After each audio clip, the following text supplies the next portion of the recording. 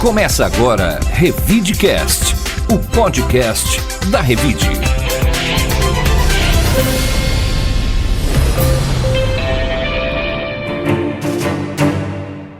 Olá, eu sou o Murilo Pinheiro. Bem-vindo ao Revidecast, o podcast da Revide. Olá, eu sou a Bel de Farias. E no Revidecast de hoje você vai ouvir: Sesc e Prefeitura chegam a acordo sobre o prédio da Recra.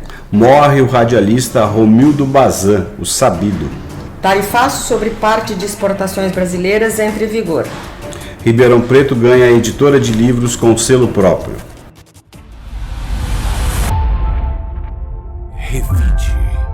A Prefeitura de Ribeirão Preto anunciou nesta semana a cessão por 99 anos de duas áreas públicas ao Sesc, localizadas na antiga sede da Sociedade Recreativa e de Esportes, a Recra, na Avenida 9 de Julho. A medida resolve um impasse jurídico que travava a construção da nova unidade do Sesc, adquirida em 2024 por 44 milhões de reais. As áreas somam 11 mil metros quadrados e estão avaliadas em cerca de 13,8 milhões de reais. A cessão será feita por meio de dois projetos de lei enviados à Câmara. A primeira área é um trecho da Rua Tibiriçá, de 1.982 metros quadrados, e a segunda, de 9.880 metros quadrados, fica entre as ruas Álvares Cabral e o prolongamento da Tibiriçá. Como contrapartida, o Sesc ficará responsável por manter o canteiro central da Avenida 9 de Julho, entre as avenidas Santa Luzia e Independência, além da Praça Luiz de Camões, pelos próximos 5 anos.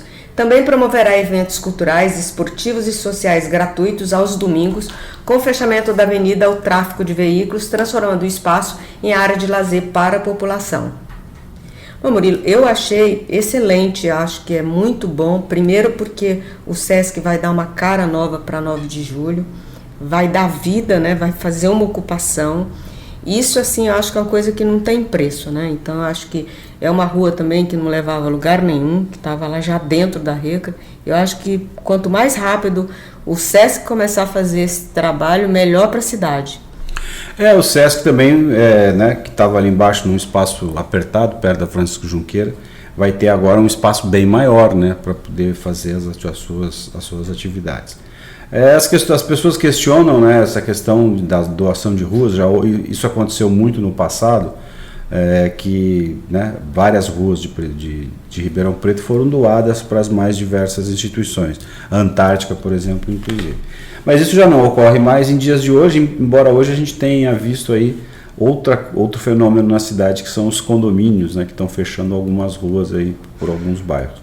Mas nesse caso aí, né, a 9 de julho, que passou por aquela crise muito grande, né, durante a restauração, agora, né, pode ter aí uma revitalização e até, quem sabe, boa parte daquele comércio que tinha ido embora da 9 de julho, né, possa voltar, até porque ainda tem muitos prédios que estão vazios por lá. E tem muita gente que ainda está lá, né, e que precisa retomar os seus negócios. Revide. Morreu na última segunda-feira, 5 de agosto, o radialista Romildo Bazan, conhecido como Sabido, aos 80 anos. Natural de Votuporanga, ele iniciou sua carreira em 1961 e se tornou um dos nomes mais importantes da comunicação em Ribeirão Preto, marcando época na rádio AM, com passagens históricas pela Clube AM. Apaixonado pela música sertaneja raiz, Sabido conquistou gerações de ouvintes com seu carisma e voz inconfundível, consolidando-se como referência no jornalismo radiofônico local.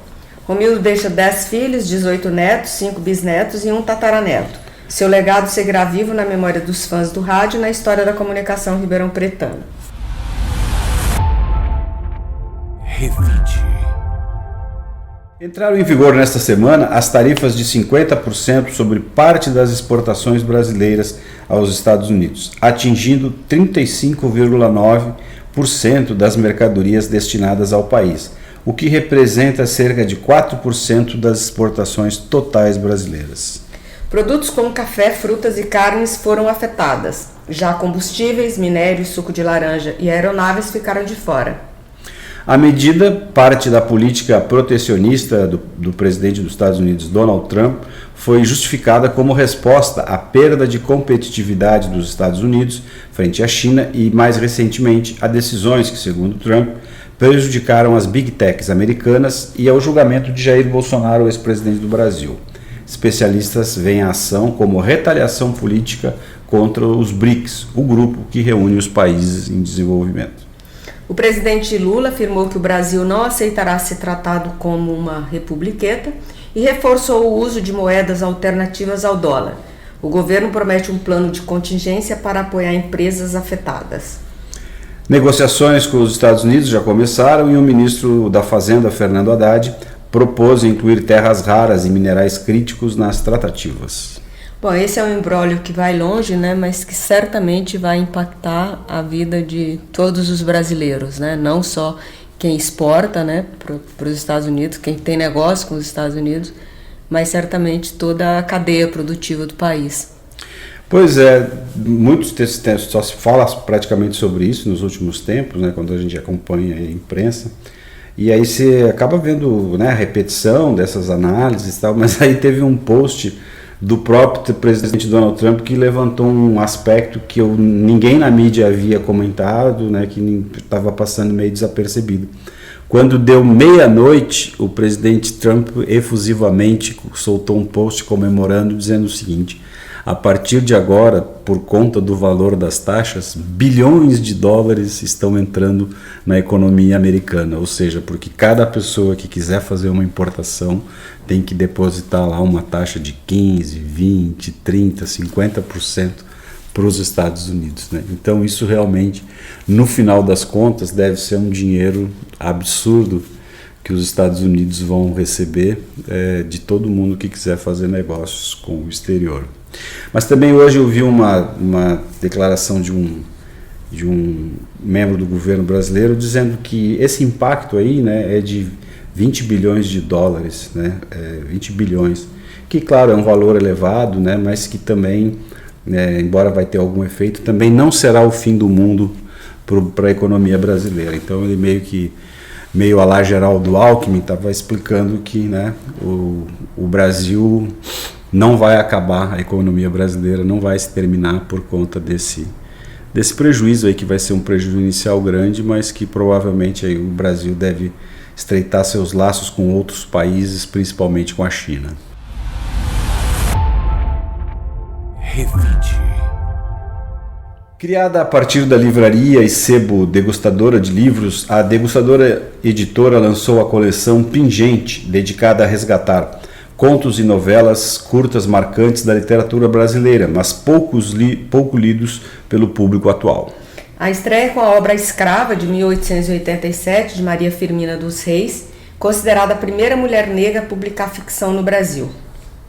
A obra, publicada às vésperas da abolição da escravidão, retrata a violência do sistema escravocrata a partir de perspectivas de duas mulheres, uma negra e uma branca, e é vista como pioneira no combate ao racismo e à desigualdade do gênero na literatura nacional.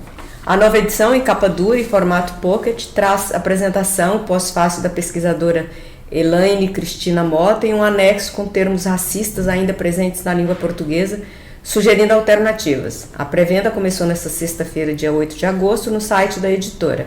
A coleção prevê encontros com leitores para discutir as obras.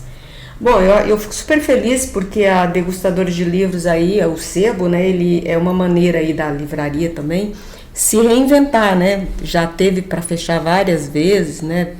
É sempre uma dificuldade muito grande, mas ela está tentando, inventando novas ações para conseguir sobreviver nesse mercado que é um mercado muito sofrido, né? Muito difícil. É verdade, assim, eu também acompanho, já estive lá algumas vezes comprando livros, trocando livros, né, que a gente pode também trocar os livros que você tem por um valor de 50% aí, e comprar novas obras.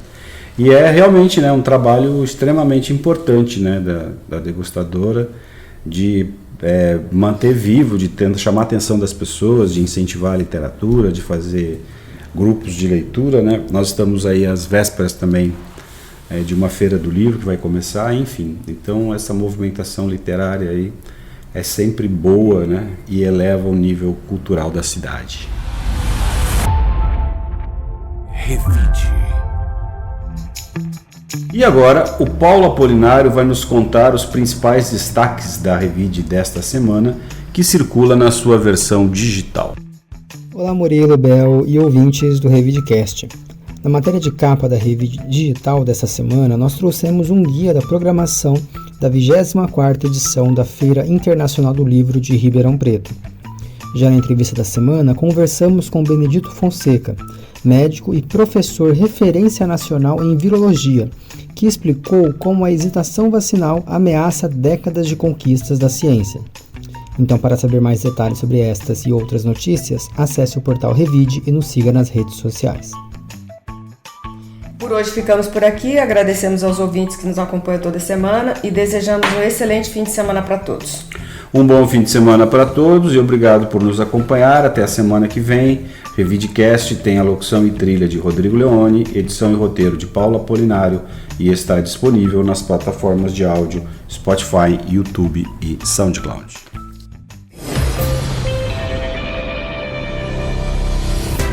Você ouviu RevideCast, o podcast da Revide.